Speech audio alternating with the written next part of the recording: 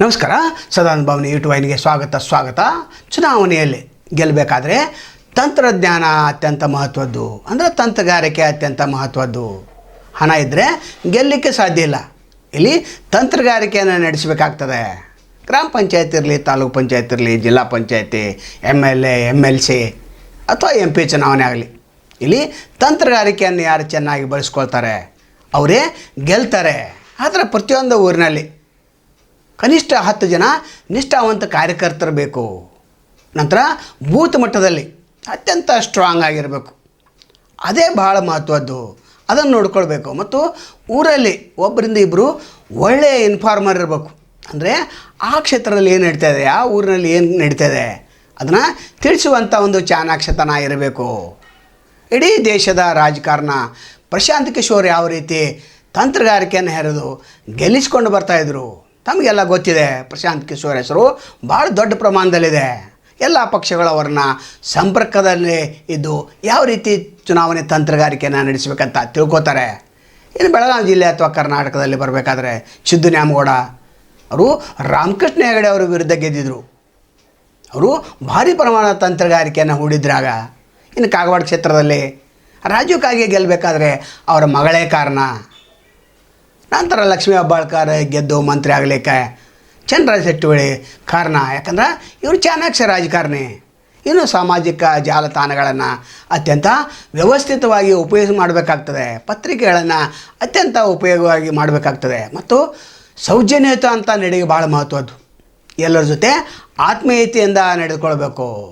ಇವನೇನು ಬಿಡು ಅಂತಂದರೆ ನೀವು ಸೋಲೋದು ಗ್ಯಾರಂಟಿ. ಇಲ್ಲಿ ತಂತ್ರಗಾರಿಕೆಯಲ್ಲಿ ಪ್ರತಿಯೊಂದು ಅಂಶ ಅಡಗಿರ್ತದೆ. ನಂತರ ಈ ಬೂತ್ ಮಟ್ಟದಲ್ಲಿ ಏನಿದೆ ಅಲ್ಲಿ ಬಹಳ ಮಹತ್ವದ್ದು. ಬೂತ್ ಮಟ್ಟ ಕೆಟ್ಟರೆ ಎಲ್ಲ ಚುನಾವಣೆ ಹದಗೆಟ್ಟಂತೆ. ಅದಕ್ಕೆ ನರೇಂದ್ರ ಮೋದಿಯವರು ಮೊದಲೇ ಹೇಳ್ತಾರೆ, ಬೂತ್ ಮಟ್ಟದಲ್ಲಿ ನೀವು ಸ್ಟ್ರಾಂಗ್ ಇದ್ದರೆ ಯಾರಿಗೂ ಮಾತನಾಡಿಸುವಂಥ ಅಗತ್ಯ ಇಲ್ಲ. ಹೀಗಾಗಿ ರಾಜಕಾರಣಿಗಳು ಬೂತ್ ಮಟ್ಟದಲ್ಲಿ ಏನು ಕಾರ್ಯಕರ್ತಾರೆ ಅವರನ್ನು ಚೆನ್ನಾಗಿ ಉಪಯೋಗ ಮಾಡಿಕೊಳ್ಳೋಂಥ ಕಲೆಯನ್ನು ಹೇಳಿಕೊಟ್ಟಿರ್ತಾರೆ. ನಂತರ ಪ್ರಸಾದ ಹಂಚುವಂಥ ಹೊತ್ತಿನಲ್ಲಿ ಅದು ಕೂಡ ನೀವು ಗಮನಿಸಬೇಕಾಗ್ತದೆ. ಯಾಕಂದರೆ ಮತದಾರರೀಗ ಆಮಿಷಕ್ಕೆ ಒಳಗಾಗಿದ್ದಾರೆ. ಮೊದಲಿನಂತೆ ಫ್ರೀಯಾಗಿ ಮತ ಹಾಕೋದಿಲ್ಲ. ಅಂದರೆ ನಮ್ಮವ್ರು ಯಾರು ತಮ್ಮವ್ರು ಯಾರು ಅದನ್ನು ತಿಳ್ಕೊಳ್ಬೇಕು. ಮತ್ತು ವಿರೋಧ ಪಕ್ಷದ ಏನು ಅಭ್ಯರ್ಥನೆ ಅವನ ಕಮ್ಜೋರ್ನೆಸ್ ನಾವು ತಿಳ್ಕೊಳ್ಬೇಕಾಗ್ತದೆ. ಇಲ್ಲಾಂದರೆ ಚುನಾವಣೆ ಗೆಲ್ಲಲಿಕ್ಕೆ ಸಾಧ್ಯನೇ ಇಲ್ಲ.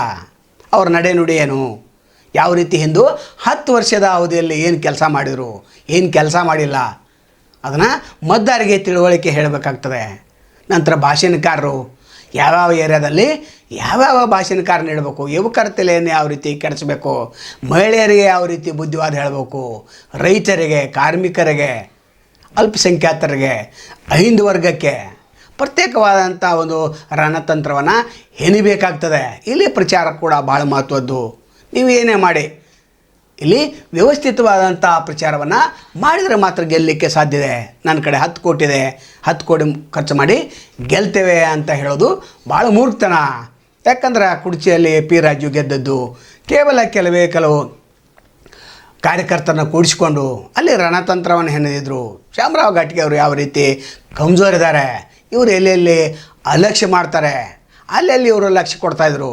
ಯುವಕರನ್ನ ಯಾವ ರೀತಿ ತಿರಸ್ಕಾರ ಮಾಡಿದರು. ನಂತರ ರಾಯಬಾಗ ಕ್ಷೇತ್ರದಲ್ಲಿ 3 ಸಲ ಇದ್ದಾಗ ಏನೇನು ಮಾಡಿದರು ಅದನ್ನು ಹೇಳ್ತಾಯಿದ್ರು. ನಂತರ MP ಚುನಾವಣೆಯಲ್ಲಿ ಏನು ಸುರೇಶ್ ಅಂಗಡಿ ಅವರಿದ್ದರು, ಅವರು ಕೂಡ ತಂತ್ರಗಾರಿಕೆಯಲ್ಲಿ ಅತ್ಯಂತ ಬಲಿಷ್ಠರಂತ ಹೇಳ್ಬೋದು. ಸತತ 4 ಬಾರಿ ಆಯ್ಕೆ ಆಗಿದ್ದರು. ಅದಕ್ಕೆ ಮುದ್ದ ಸಿದ್ನಾಳ್ ಅವರು 4 ಬಾರಿ ಸಂಸದರಾಗಿದ್ದರು. ನಂತರ 7 ಬಾರಿ ಶಂಕರಾನಂದ ಇದ್ದರು. ಆಗಿನ ಕಾಲ ಬೇರೆ ಇತ್ತು. ಆದರೆ ಈಗ ಮಾತ್ರ ಒಳ್ಳೆಯ ತಂತ್ರಗಾರಿಕೆಯನ್ನು ಹೆಣಿಬೇಕಾಗ್ತದೆ. ಹೀಗಾಗಿ ನಿಷ್ಠಾವಂತ ಕಾರ್ಯಕರ್ತನ ನೀವು ನೇಮಿಸಿಕೊಳ್ಳಬೇಕು. ಹೇಳಿದಂಥ ಕೆಲಸವನ್ನು ಪರ್ಫೆಕ್ಟಾಗಿ ಮಾಡಿದರೆ ಮಾತ್ರ ಆ ಅಭ್ಯರ್ಥಿ ಗೆಲ್ಲುವಂಥ ಸಾಧ್ಯತೆ ಭಾಳ ಹೆಚ್ಚಿದೆ. ಇದನ್ನು ಯಾರ್ಯಾರು ಅಭ್ಯರ್ಥಿಗಳು ಗೆಲ್ಲಬೇಕಂತೀರಿ ಅವರಿಗೆ ಇದು ಸೂತ್ರಗಳು. ಯಾರ್ಯಾರು ರಾಜಕಾರಣ ಬರಬೇಕು, ನಂತರ ನಾವು ಗೆಲ್ಲಬೇಕು. ಯಾಕಂದ್ರೆ ಈ ಚುನಾವಣೆ ಮುಗಿದ ನಂತರ ತಾಲೂಕು ಪಂಚಾಯತಿ, ಜಿಲ್ಲಾ ಪಂಚಾಯತಿ ಬರ್ತವೆ. ಅದನ್ನು ತಯಾರಿಯನ್ನು ನೀವು ಮಾಡಬೇಕು. ಹೀಗಾಗಿ ನಾವೇನು ಹೇಳೋದು, ತಂತ್ರಗಾರಿಕೆ ಚುನಾವಣೆಯಲ್ಲಿ ಅತ್ಯಂತ ಮಹತ್ವದ್ದು. ನಾಳೆ ಮತ್ತೊಂದು ನೋಡಿ ತಮ್ಮನ್ನು ಭೇಟಾಗ್ತೇವೆ. ಅಲ್ಲಿವರೆಗೆ ಎಲ್ಲ ಶುಭಾಗಲಿ. ನಮಸ್ಕಾರ.